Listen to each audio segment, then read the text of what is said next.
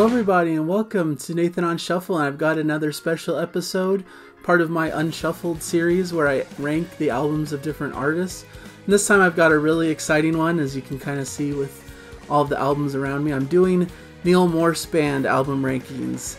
And as you all know, if you've been watching my channel, I'm a Neal Morse fanatic. I love Neal Morse above any other artist. He's my favorite. And so I'm somewhat biased towards his music. It's, some of my favorite music of all time comes from him, and I just think he's one of the best modern progressive rock artists. One of the best progressive rock artists of all time, not just modern, but throughout all eras. He's just so prolific and so great at what he does, and so I'm really excited to talk about the Neal Morse Band. And to get the controversy out of the way. There's always controversy with these ranking shows, and I don't want there to be. I never want controversy. I hope people will understand that this is just this show. It's just what I've decided to do with it. It doesn't, mean a whole lot. These are just my picks, my favorites. But part of what, in development of wanting to do Neal Morse Band rankings, because I like to do album rankings based on some big new releases that are coming out, and of course, Innocence Danger by Neal Morse Band just came out, and so I wanted to do a Neal Morse Band rankings, or Neal Morse rankings of some sort. And originally I thought I'd do like Neal Morse rankings to his whole solo career, starting with Testimony, maybe just focus on his prog albums from Testimony onwards. So that was my original conception, but I kept wrestling with this idea of knowing that the band kind of prefers Neal Morse Band to kind of be its own separate entity. They're trying to change the name a little bit, because it's not just Neal Morse anymore. It's a whole band collective where everyone equally contributes to the music. So it's really unfair to consider those Neal Morse albums on the same level as some of his solo works like One and Question Mark and Sola Scriptura, because those were purely Neal Morse projects where he wrote all the music and put it all together.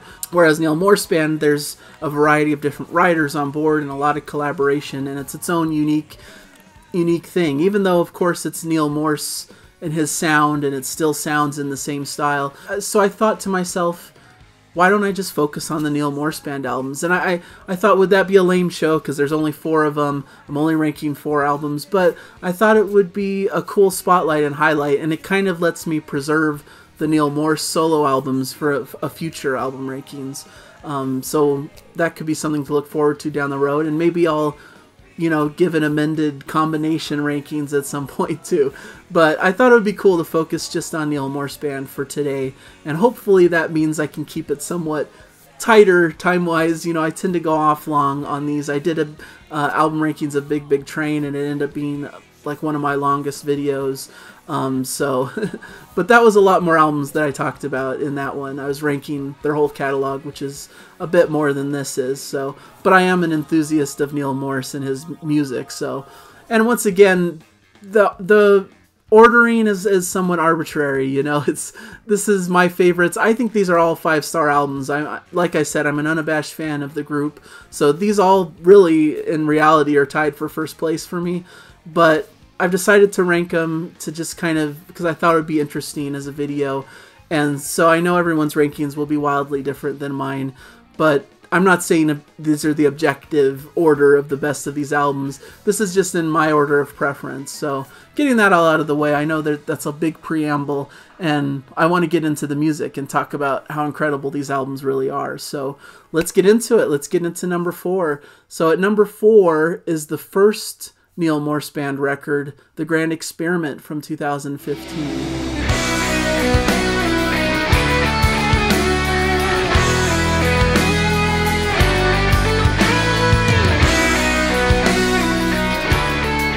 This was a great way to introduce the band, in my estimation.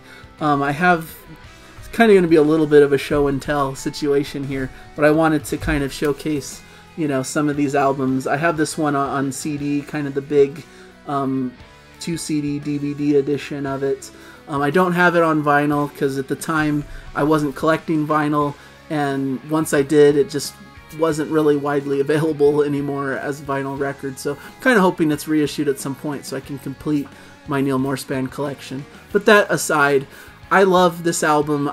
even though it's ranked last, essentially, I think it's just the perfect introduction to this new iteration of Neal Morse's career. And I think it was kind of an important infusion of new energy into his music, because maybe you could argue that things were getting a bit stale, that it was kind of the same configuration, and the music was starting to sound a bit samey from album to album. I thought it was still incredible music, but I saw those kind of criticisms coming in. But with Grand Experiment, he decided to switch the script up a bit and bring this whole band together and make, formulate this band that would create this music together. And it creates a very strong album. And kind of interestingly, it's somewhat of a shorter album for Neal Morse Band. The main disc is about 52 minutes here, and it's 5 tracks. But it kind of calls back to these kind of classic. To me, it's kind of structured similar to like a classic Spocksbeard album. It's not too dissimilar from the structure of an album like 5 by Spocksbeard. Has kind of this shorter but long opening mini epic track, some shorter tracks in the middle, and then ends with the big giant epic. And I think that's a great structure for a classic prog album. And this kind of reinfused that energy that was so ever present in Spocksbeard music that maybe was lacking slightly in some of the more heavier, bigger concepts of some of his solo concept works. He's covering a lot of serious subject matter, and sometimes maybe that could suck a little bit of the fun out of certain albums or certain songs. But this is just the band having a blast and just doing a collection of songs. And it was kind of a breath of fresh air in a sense. The Call that opens the album is just one of their best tracks. It just totally introduces the band in epic fashion. There's a lot of great vocal harmonies that showcase an important element of the group, that there's multiple vocalists. It's not just Neal anymore doing all the vocals. This one, Neal Morse is singing more on this album than he is on even the later Neal Morse Band albums. But there is still a lot of harmonies and different things coming in from the different members. In Alive Again, Bill Hubauer has his moment. In The Sun, he has a whole section that kind of focuses on his vocals. And, it's just a strong set of songs. The Grand Experiment is a fun, kind of rocking song. It kind of follows up The Call. Waterfall is a beautiful, acoustic style song with those wonderful harmonies, kind of harkening back to like June by Spocksbeard. Agenda is just is a quirky, funny little track that kind of it gets thrown in the mix here. Almost sometimes I feel like it almost doesn't fit as a Neal Morse Band track. It feels like some quirky solo thing he would have put on a previous solo record, but it's kind of a fun one here. And then Alive Again is a perfect epic that goes through so many different things. There's some great sections in it that have always spoken to me, and it's just really beautiful and epic. So a great album. And then there's a bonus disc which has several great songs on it. New Jerusalem and Doomsday Destiny are just total gems that I think are often overlooked. So it's just a great package. It's a great album, and I'm super happy to have it here at number 4. Doesn't mean it's a bad album by any stretch of the imagination. It's really a fantastic one and definitely worth greater attention. I wanted to pull this out too. I have several live albums of the tours from these albums. This is a Blu-ray of the concert where they toured this album. Fantastic stuff. Just wanted, once again, the show and tell aspect of this. That is an incredible piece of the puzzle too. So really cool, awesome, great start for the band, and definitely deserving of mention at number 4. So now we move up to number 3, and at number 3, I'm going to put, and even though I gushed about it just recently on a review, you might be confused that this isn't ranked higher. But once again, it's only 4 albums, right? So at number 3, it's Innocence Danger from this year.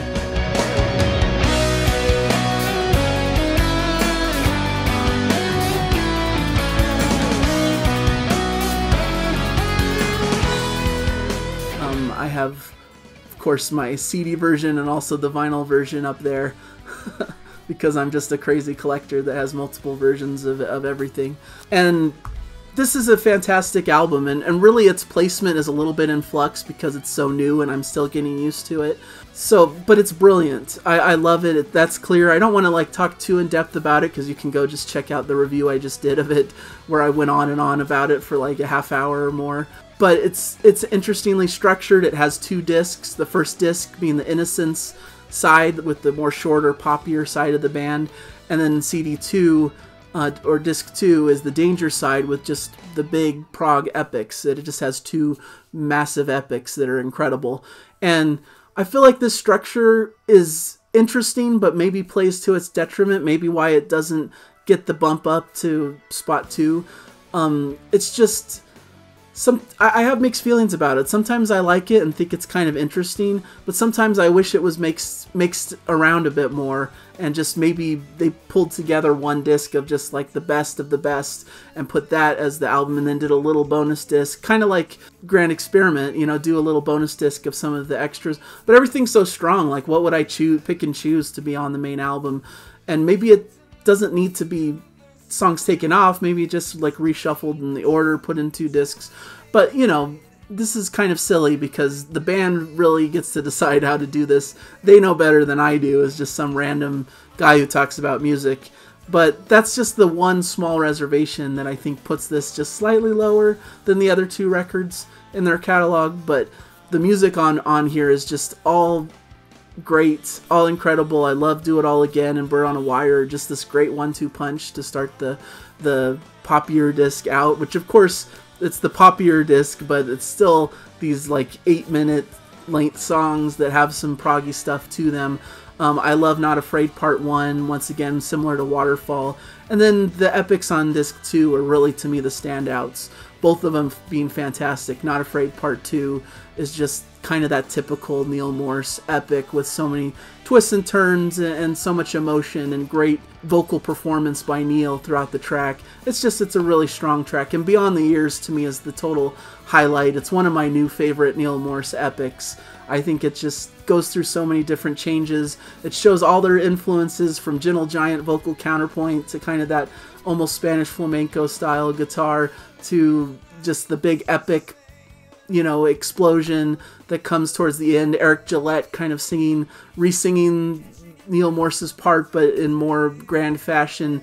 The kind of Pink Floyd-y middle section with Bill Hubauer before it erupts into that massive build-up with that guitar solo. Just everything about it is super cool. It's like everything I love about Neal Morse being compacted in this one 30-minute piece. And I know Bill Hubauer had a lot to do with the arranging of it and writing it and putting it together. So he's just such a great, strong asset for the band. And this album, what really plays to its strength is that it's truly collaborative. Feels even more collaborative than the other albums they've done, and really shows that this is a band where everyone equally contributes, and it's not just Neal Morse and a bunch of hired guns helping him. This is a true band effort where everyone is an equal part of the pie. And so I love the album. I think it's fantastic, and it may raise up slightly as I listen to it more and more, but for now I'm putting it at number 3 just because of the love I have for the top 2 that I just can't ignore. 2 of my favorite all-time albums up against this one is a tough draw. So that's where I put it for now, but I wouldn't be surprised to see it raise up to spot 2 in not too long a time as I listen to it more and more. So that's Innocence Danger at number 3. So now we move to number 2, and this is going to be, probably predictably for a lot of people, The Great Adventure from 2019.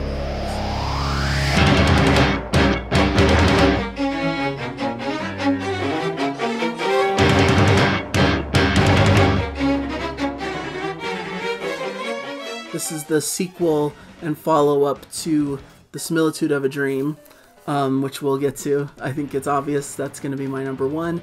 But this, why I put this high, I feel like a lot of people are more down on this album than me. They would probably rank it lower than Innocence Danger at the very least, from what I've read from different people's comments about it.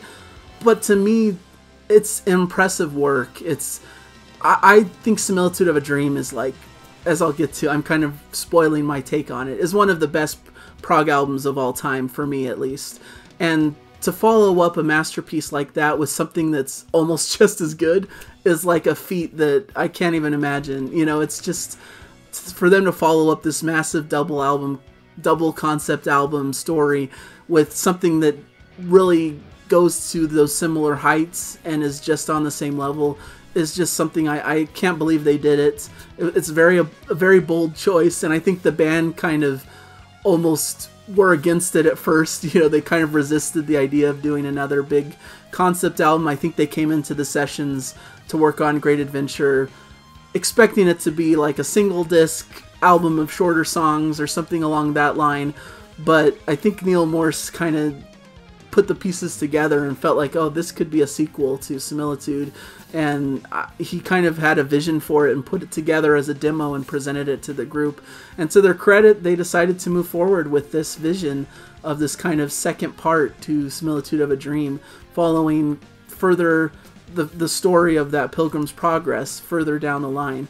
And what's so fascinating about this album to me is that it goes on a similar journey as Similitude. It's almost a mirror image in a sense, but it's a lot darker, it's a lot heavier, it has different beats to it, and to me this is the more personal look, kind of almost a psychological approach to the main character, who's the son of the man who went on the journey in Similitude, but he's angry and he has a lot of demons and he's kind of facing these dark feelings as he's going through this journey, and it's tough for him to break out of. And I think that's why the music's heavier.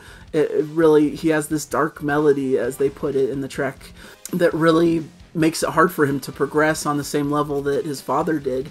But that's part of the journey here. That's what's so fascinating. And there's still some upbeat, fun songs on here. Don't get me wrong. This isn't like all of a sudden they're progressive metal, heavy doom album or something. There's definitely the fun moments that you expect from Neal Morse Band. Great Adventure itself is just fun and just enjoyable. Hey Ho, Let's Go is a funny song. Vanity Fair, they really put in this lighthearted bit.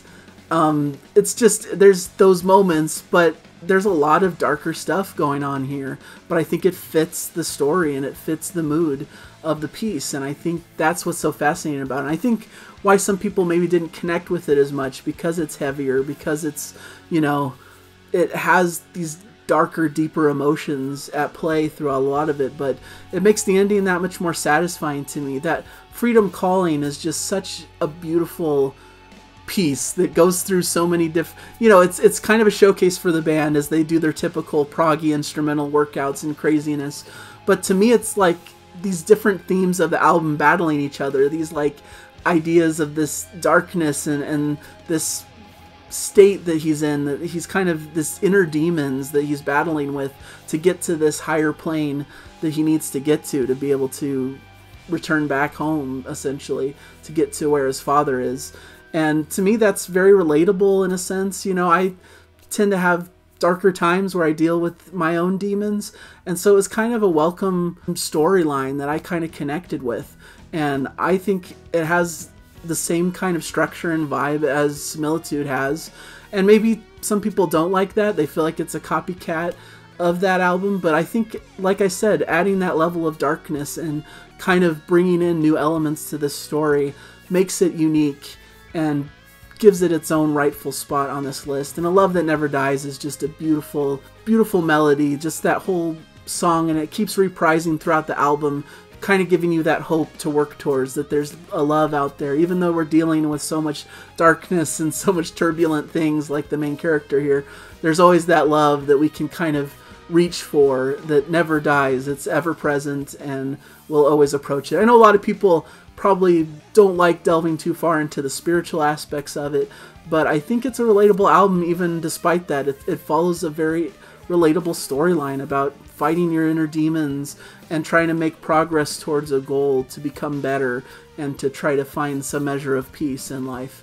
And to me, that's a great theme, and I love the album. There's so many incredible instrumental moments, there's so many great songs, there's so many great hooks and melodies, and all the band members are firing on all cylinders. And I just watched, I wanted to mention as well, I was going to do a review of this, but I'm not sure I'm going to do its own standalone review. I may talk about it in a few different shows, but this was the latest Morse Fest 2019, which features a performance of the album in its entirety. And it's kind of reminiscent of like what you'd imagine Peter Gabriel in Genesis, like Neal Morse really takes on this character and really performs it in a very, you know, it's not like it's a stage show where there's like things of that nature. Like he's not really acting out the story or anything. It's not a play, but he's wearing different costumes and presenting certain songs certain ways, kind of reminiscent to me of like The Lamb Lies Down on Broadway and the different characters and vibes that Peter Gabriel would bring out on stage. So that really was cool to see that live, and they boosted up with a bunch of like orchestration and different elements that just bring a new dimension to this music that makes it even raise a little bit in my estimation. So really strong album. They brought it even more to life on tour, and that was incredible. So that's my number 2 album. There you have it. Great Adventure. All right, at number 1, to me, it's an indisputable number 1. Other people may have different opinions, but to me, the number 1 album for the Neal Morse Band is this one, The Similitude of a Dream from 2016.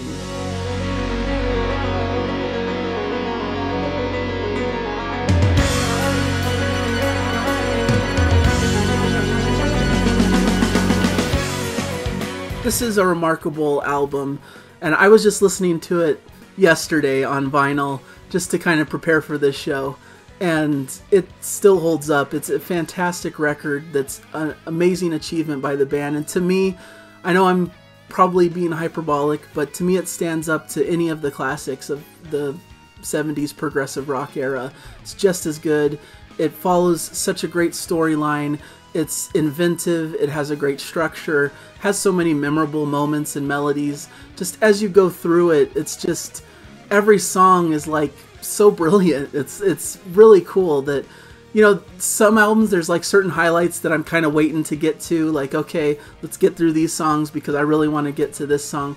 But here it's like every song is such a highlight and so cool, and it takes you on a real journey. And I love that about it because it is about a journey. It's based on Pilgrim's Progress, and it's about a character going through these different experiences and going through this story, this kind of fantasy type storyline where he meets several different characters and they have different insights to give him on his journey that kind of leads to this main ending where he, you know, comes to that realization of what really matters and gets to rest essentially from all of this strife and this journey that he's been on.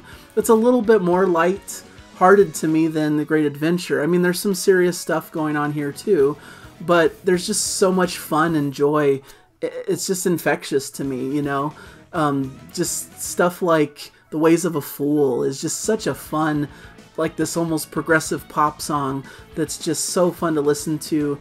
I love Shortcut to Salvation is kind of a poppy fun song. Sloth is kind of funny because it's like moves super slow to kind of replicate this feeling of a sloth and these people who are more just like lazy and laid back.